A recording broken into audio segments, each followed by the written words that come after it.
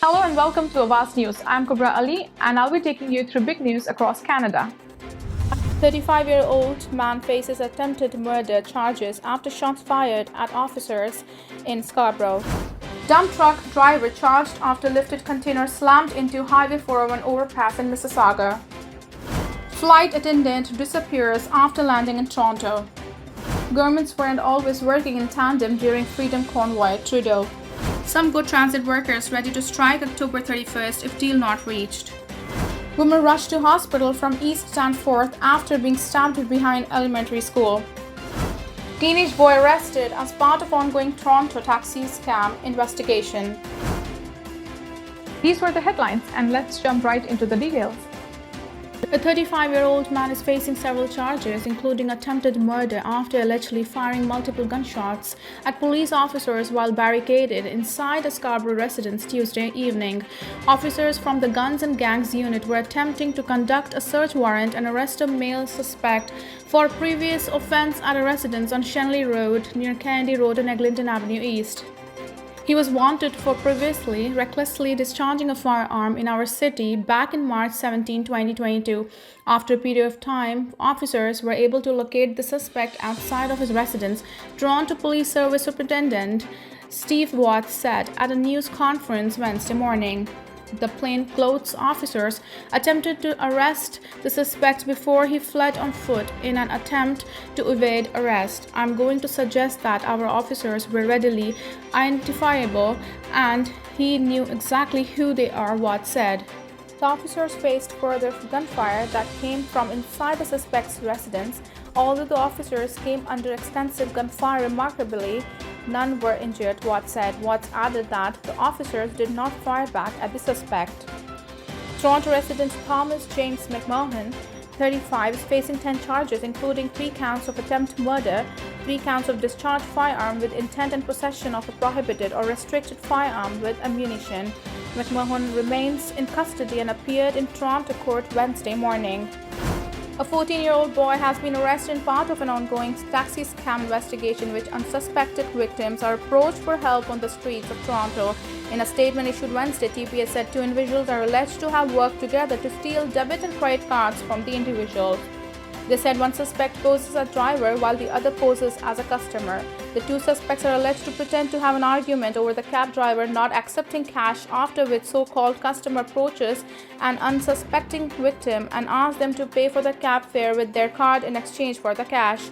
While the victim is distracted, police say the so-called driver will exchange the victim's card for another card after it has been inserted into a modified point-of-sale terminal.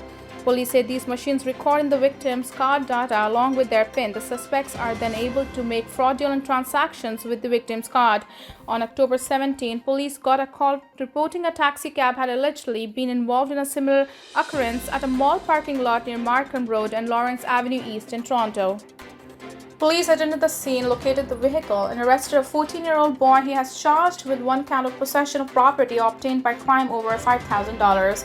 As with any minor charged with a crime, the boy's identity remains protected under the Youth Criminal Justice Act. A flight attendant from Pakistan has been missing for days after arriving in Toronto on Friday, according to Pakistan International Airlines (PIA). One of our crew, Mr. Ijaz Shah, who operated as operating crew on PK781 of 14 October, went missing after the flight. Abdullah H. Khan, PIA General Manager of Corporate Communications. The PIA flight from Islamabad landed at Toronto Pearson International Airport on Friday at 4 p.m. He was officially declared missing after he didn't show up to the return flight he was scheduled to board on Sunday, Khan said.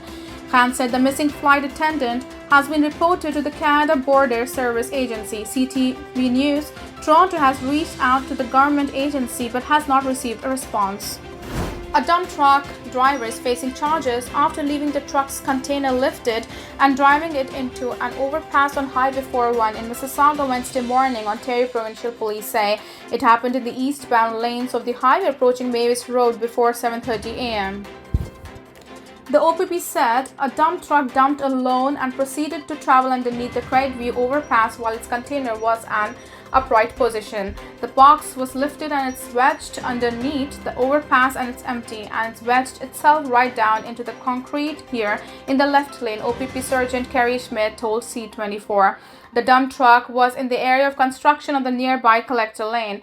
It is unclear why the dump truck had its box up when it attempted to drive under the overpass. No injuries have been reported.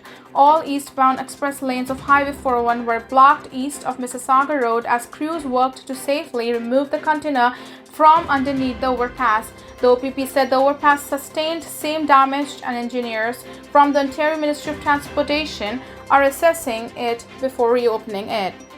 Crews were able to remove the container with a crane from underneath the overpass at around 1:30 p.m. All eastbound express lanes of Highway 401 reopened shortly before 3 p.m. A young woman has been taken to hospital with life-threatening injuries following an early morning stabbing in the yard of an elementary school in the East Danforth area. Officers were called to the area of Danforth Avenue and Patricia Drive at around 4:42 a.m. for a stabbing. According to police, a verbal argument escalated and turned physical in the back schoolyard of Glendhill Junior Public School. The victim then walked over to a nearby gas station on Danforth Avenue. Toronto Paramedic Services said they transported a young adult female to hospital in life-threatening condition. Roads have been closed in the area as police investigate, the Toronto District School Board said in a tweet that because of the investigation, Glendhill Public School is not currently accessible. As a result, classes are being relocated to a D.A. Morrison MS to start the day and possibly for the remainder of the day, the school board said. It is not clear how long police will be on the scene. There is no word so far about possible arrests or suspects. A possible strike by some GO Transit workers could halt GO bus service if a deal is not reached by October 30th. In a statement released Wednesday by ATU Local 1587, the union representing the workers said they will walk off the job if a new deal is not reached by then.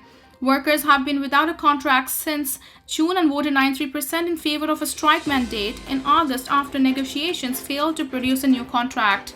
The two sides have been meeting since April. ATU Local 1587 President Rob Cormier said the union has had several meetings with Metrolinx without success. At every single one of those meetings, Metrolinx bargaining team showed up empty-handed without a single offer addressing our most important issue on the table, which is protection against contracting out, Cormier said in a statement.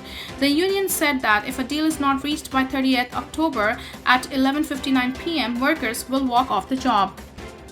A possible strike would affect all GO Transit bus operators, station attendants, plant and fleet maintenance workers, transit safety officers, and office personnel. GO train service would not be impacted. Cormier said the protections workers are seeking are similar to those in place at other transit agencies around Ontario. In a statement sent to CP24, the regional transit agency said a strike would be unnecessary. Metrolinx continues to negotiate with the ATU in a good faith. A strike is unnecessary and avoidable, Metrolinx said.